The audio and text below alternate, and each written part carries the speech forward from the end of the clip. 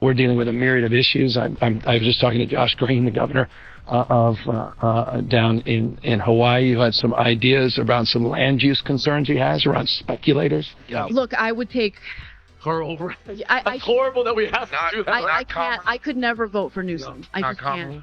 I would just say that his leadership in California is good reason to brush him off for the loser that he really is. Gavin Newsom thought he was walking into a friendly debate. But then Ana Kasparian showed up like she was ready for battle. She didn't bring kindness. She brought words that burned like fire, mixed up truth like a blender, and had a list called Ways to Destroy a Governor. This wasn't just a comeback. It felt like a big live show about public embarrassment. 1 second, Gavin was smiling like everything was fine. The next, he was probably searching online how to quit without looking too bad. And the craziest part? Ana did all of this without even shouting. Welcome to the roast that Gavin never saw coming, but totally deserved. Your car's going to get broken into, okay? You're going to get robbed. Yep. Using taxpayer money, funneling it to nonprofits so they can literally buy crack pipes and hand them out at Skid Row. And There's video evidence of that. Paying incredibly high taxes that go to what? So yeah, I'm sick of it. I'm sick of it. And honestly, just experiencing what I've seen on the ground in California has made me question a lot about left-wing ideology. If you're enjoying this, make sure to subscribe. It really helps more than you think. Gavin Newsom thought it was just another perfect day. His hair was shiny, his suit looked sharp, and his smile was ready for the cameras. He probably even winked at himself in the mirror before leaving. But then came Ana Kasparian. She didn't arrive quietly or sweetly. She came with the calm anger of someone who was completely done with California's golden boy. Gavin acts like a hero for the people, but behind the scenes, he's friends with billionaires and ignores real problems. In 2014, voters in California overwhelmingly supported a ballot measure to support building more reservoirs in the state in order to bulk up our water infrastructure because we live in a drought-prone state. That passed in 2014. Funding was attached to it. You want to know how many reservoirs have been built since 2014? Zero. This state is an utter joke because of people who are governing it.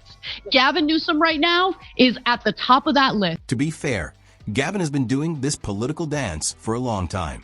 He's learned how to look nice and say things that sound good, like I care about the planet, even while saying yes to new oil drilling projects during lunch.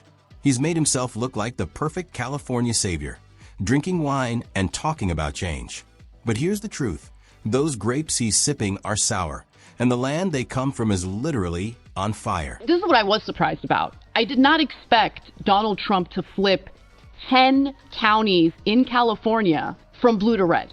But I guess I shouldn't have been surprised about that either. Because when you look at the conditions that people are living in a Democrat-controlled state, well, yeah, you can understand why people are turning their backs on the Democratic Party. You can understand why people are frustrated at the corruption, at the loss of $24 billion that was allocated to help the homeless, when homelessness only exploded during that time, and that money is now unaccounted. Then Ana showed up, skipping coffee and running on pure energy and truth. Whatever was left of Gavin's golden boy image disappeared right away.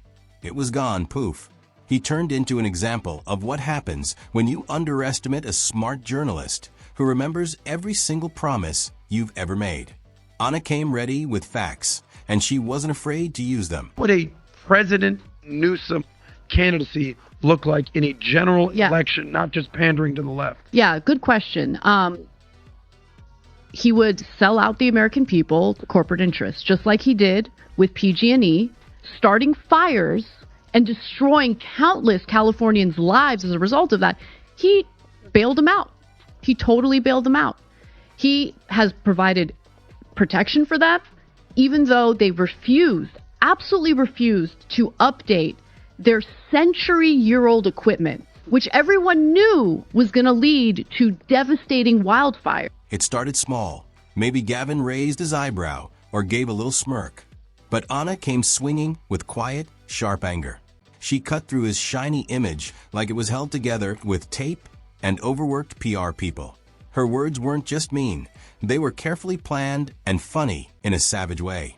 She didn't yell or wave her hands around. She just talked calmly, but her words hit hard. She showed that Gavin's "I care about the people" act was just that, an act. And the internet felt it. Because this wasn't just about Gavin. It was about every politician who pretends to care in front of cameras, but signs bad papers behind closed doors. Gavin Newsom, in every single interview I've seen him do, has passed the buck, even though he is the governor of this state. Yeah. He's pathetic. He's a snake. He's like the slimiest Democratic politician, certainly on a local level.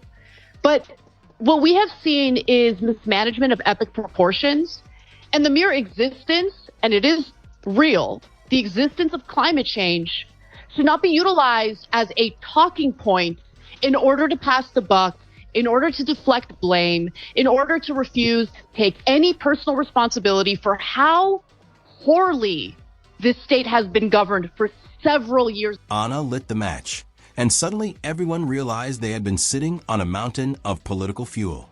The best part? She didn't need to yell or act dramatic. She just showed the truth, connected the dots, and let the facts do the talking. It was like a quiet but powerful slap that left a mark. Gavin, meet karma, and her name is Ana. Gavin wants to be everything to everyone, a hero for some, a friend for others. Remember when he said California leads in clean energy? Cute, but he forgot to mention all the oil drilling he allowed, the train project that never finishes, and how his green love disappears when rich tech people enter the room. Can I curse? I don't know if I can. Please, Okay. you must. It's a necessity. So, Democratic establishment candidates are full of shit. And I need people to understand that. And we need to get out of this like vicious pendulum swing cycle where we go from one terrible administration to another terrible administration. They just have different branding. But in the end, they do nothing for ordinary people. And that's what people are hungry for. I think that's part of what explains the popularity of Zoran Mamdani in this mayoral race in New York City. Ana wasn't just pointing out small things. She was showing a big pattern. Gavin has a move, the Gavin Shuffle. He talks big about progress, but behind the scenes, his actions are soft and slow. Some people don't notice, but Ana did. She had proof and the biggest voice in the room. And she didn't just attack his work. She went after his attitude. Gavin acts like looking perfect is more important than being honest. He thinks if he sounds smart and says words like fairness, no one will check what's really happening. But surprise, people did check, and the truth wasn't pretty. Gavin had no comeback, no clever tweet, nothing. His silence was louder than her voice. A native Angelino. I was born and raised in California. I love my state. I love the people in the state. But it is an absolute wasteland right now. Every freeway bridge is full of people living in tents. There's excrement on our sidewalks. It's unsafe. Crime has gone up. And when it comes to coronavirus, I mean, the fish rots from the head down. Let me just mention. When someone drops truth bombs like Ana did, calm and clear, there are only three things you can do: panic, deny it, or pretend you didn't hear it. Gavin chose to pretend, but the internet didn't. People watched the clip again and again. It went viral on TikTok, Twitter, Reddit, and YouTube. Everywhere people love a good roast.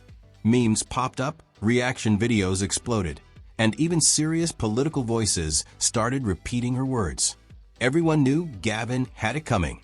He's been using his office like a launchpad for his dream job, president, instead of fixing real issues. California isn't a campaign ad, but Gavin keeps treating it like one big Instagram background for his next big step. Oh, I'm sure he really does find it funny. He's not bothered by it at all. You just heard the bitter statements of a snake who unfortunately serves as the governor of California. Some like to refer to him as Gavin Newsom. I like to refer to him as a smarmy failure of a politician out of the state that I was born and raised in. Nonetheless, Gavin Newsom was fighting hard to be the guy who stepped in to replace Joe Biden if he dropped out of the race, of course. Meanwhile, Ana was like, "Oh, you thought no one noticed?" She pointed out the fancy fundraisers, the broken promises, and the fake photo shoots that tried too hard to look diverse. She didn't yell or get angry. She used cold logic and sharp sarcasm. It was so clever it could power a car. Ana broke down Gavin's image like a doctor cutting open a problem to show what's inside. She didn't attack emotionally. She attacked with intelligence. She called out a man who calls himself progressive, but avoids fixing healthcare, housing, and homelessness. Her point was simple. You can't run a state like a movie trailer. Flashy on the outside, empty on the inside. He's so cool and relatable in his genes. And but like between Cuomo and Newsom, these are actually two really good examples of people who represent the Democratic Party establishment who have not fully reckoned with their unpopularity during the COVID crisis and are now sort of trying to be, as powerful as they were before without, I don't know, maybe actually even being seriously introspective as opposed to whatever the hell that was. You're absolutely right, okay, in your analysis. And let me just say, you know that I like you when I'm willing to sit through a podcast episode featuring Gavin Newsom just to prepare for this. Okay, God bless. I can't stand him. I can't stand his raspy voice. And it's not for any superficial reason other than the fact that I live in California. Mm-hmm. I've had the displeasure of experiencing what his leadership actually looks like. Then came the real part. Ana talked about Gavin's lack of courage. She said he wants to be president, but he doesn't have the backbone to lead. He waits for polls and donors to tell him what to believe. She said real leadership isn't about waiting for the right time. It's about standing for something. Ana didn't yell. She just talked calmly, but her words were so strong that even a governor might want to hide under his fancy suit. The internet went crazy. Reddit was full of posts like, "Ana just destroyed Gavin." Even middle ground news people were quoting her. But Gavin? Silent. Not one tweet, not one excuse. His silence said it all. That one really hurt. That while Americans are encouraged to shelter in place, encouraged to practice social distancing, no eating indoors at restaurants, he was seen at the French Laundry meeting up with his lobbyist buddies. That is unacceptable. I have not seen competent leadership from Gavin Newsom, and I will state on this show, every single member of my family signed our names, provided our signatures to. But this wasn't just drama. It was something bigger. It showed a big split between two kinds of Democrats.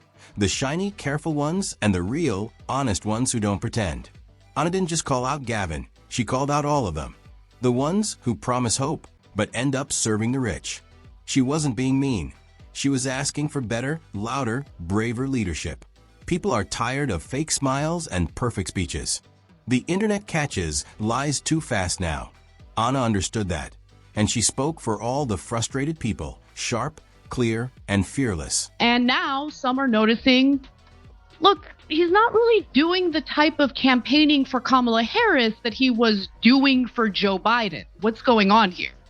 Now, of course, we all know what's going on. Newsom was engaging in that campaigning not for Joe Biden's sake, but in order to increase his name recognition in case he found himself in a situation where he'd be tapped to replace Joe Biden after he drops out. Now, Newsom went from campaigning hard for Biden to barely campaigning at all on behalf of Kamala Harris, so much so that Democratic operatives are now questioning whether his role as a national surrogate for Harris is really something they can lean on. They're questioning if it's even a thing. You could almost see Gavin's dreams of being president falling apart in front of everyone. Sure, he has the looks, the money, and the connections. But now he's lost something bigger. Trust. The people who once supported him saw the truth. And what made it sting more? Ana's realness. Gavin can't buy that. She's not yelling from the side. She's speaking from experience. As the dust settled, one thing was clear. Gavin might still have his job, but his image took a hit that even his famous hair gel couldn't fix. And Ana? She didn't just win. She ruled the internet that day. This job has been so difficult because he's dealt with both the COVID situation and unemployment and wildfires and racial justice issues all in the same year. And he's sort of done the best that he can in trying to deal with all these. What specifically, Ana, from a policy perspective, would you like to have seen him done differently versus what he has actually done? First of all, I'd get real aggressive about building housing immediately, right? Putting porta potties under freeway bridges for homeless people to use is not a solution to this problem. I would also find ways to ensure that businesses have the, economic relief necessary to remain stable throughout this process. She reminded everyone what real truth sounds like in politics. It's not loud, not fake, and not paid for by rich donors. It's honest, sharp, and totally done with lies. So next time Gavin steps up to the microphone with his usual smirk, maybe he'll think twice. He'll remember the day Ana Kasparian didn't just argue with him. She put his whole image on trial. The result? Guilty of being fake. No excuses, no clever words, just a long, quiet silence. A silence that says the truth finally won.